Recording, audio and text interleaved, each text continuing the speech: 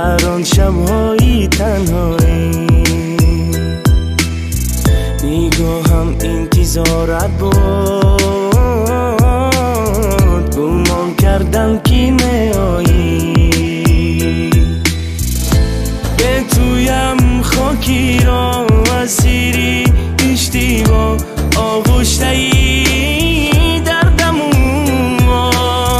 بدونی تو بپناه سر پا غرقی گناه، ماندیم تو در نیمه را. دیلم چون شمع خاموش است که میسوزد برای تو.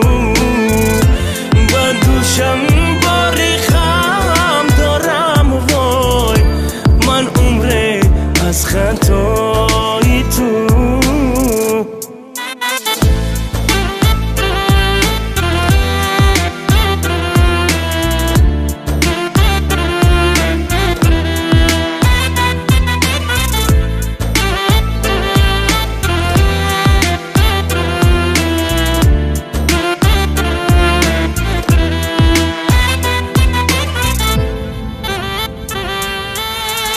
اما روز و شبم به تو گذشت با رنج و رهبایی، از آب عشقت آخر بود مرا تا کوهی رسایی. تو با لبخندی چشمانت بسویم خنده بین مایی، بروی یک دلی تنهام در خورسندی بکشایی.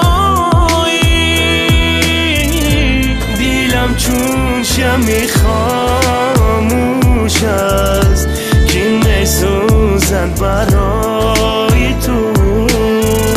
من دوشم باری غم دارم وای، من عمره از خطای تو.